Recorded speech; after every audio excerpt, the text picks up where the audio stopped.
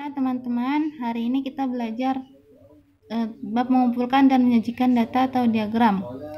Ya, pertama kita harus tahu dulu apa itu data. Data itu adalah suatu keterangan yang diperlukan untuk memecahkan suatu masalah atau mendapat gambaran suatu keadaan.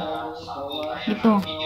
Jadi kalau mau tahu di Indonesia tuh udah berapa banyak sih yang terkena wabah corona ini? Nah, itu harus kumpulin dulu. Nah, itu data nih jumlahnya nih, misalnya sudah ada 100 bla bla bla. Nah, itu namanya data. 100 itunya tuh data ya, gitu ya.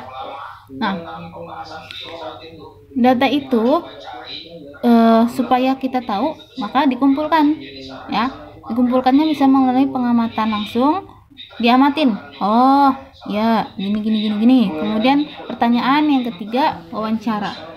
Data yang terkumpul bisa dapat disajikan dalam bentuk tabel, diagram garis atau grafik, tapi biasanya disebut diagram garis, diagram batang, dan diagram lingkaran. Contohnya dan hasil ulangan matematika siswa kelas 6. Ya, nilainya segini, sudah terkumpul nih. Kita pertama bentuk tabel dulu. Nah, kita buat nilai banyaknya siswa. Pertama nilainya 4, ada berapa orang? 1, 2, 3. Ada 3 tulis di sini. Begitu seterusnya ya.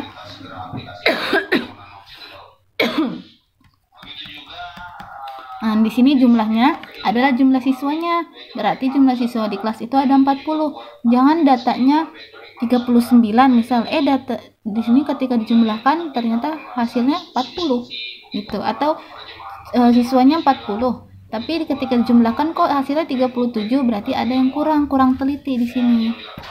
Di sini menentukan ininya nih, menulis ininya kurang teliti. Jadi harus teliti di bagian situ ya. Sekarang kita masuk ke diagram garis atau grafik. Yang tadi nilai ulangannya kita dapat dari yang tabel. Kalau sudah buat tabel lebih enak membacanya dibandingkan kita membaca yang ini nih. Ini ribet banget yang ini ribet banget. Kalau udah seperti ini sudah enak gitu ya.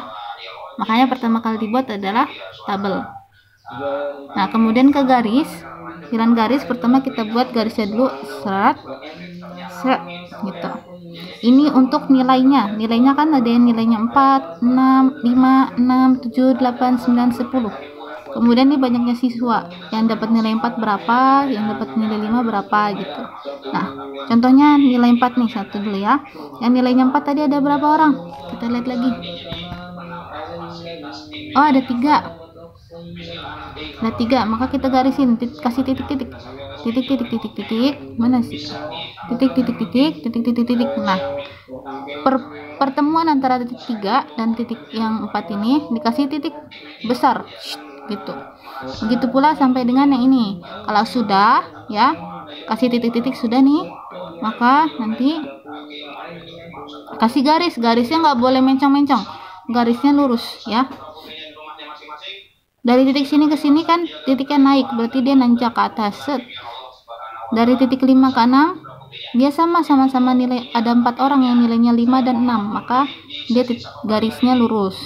Nah, kemudian selanjutnya dan seterusnya. Tuh. Ya, ini untuk mengetahui teman-teman mana sih yang lebih banyak ternyata di kelas ini tuh. Cincin kita. Kemudian diagram batang. Diagram batang sama, bedanya bentuknya. Kalau ini bentuknya titik-titik terus digarisin, kalau ini bentuknya batang-batang gitu. Sama buatnya seperti ini. Yang sebelah sini nilainya, ini banyaknya siswa. Sama aja. Cuma bedanya bentukannya aja. Ini bentuknya batang, dibuat batang. Terlihat deh mana yang paling banyak mendapatkan nilainya gitu. Ternyata nilai 8 yang banyak gitu. Ya. Kan kalau di sini kan masih belum kelihatan. Ya kan? Harus dihitung satu-satu. Itu pun kalau teliti ngitungnya. Terakhir diagram lingkaran.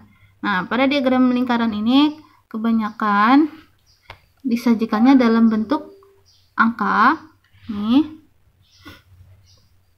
atau persen atau sudut, tapi biasanya persen kalau lingkaran itu.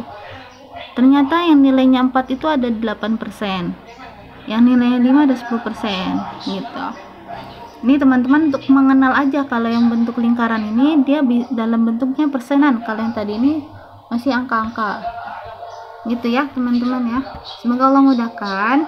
Selanjutnya kalau tadi datanya adalah data banyak orang, mahasiswanya banyak, sekarang kita masuk ke datanya satu orang supaya teman-teman lebih tergambarkan lagi.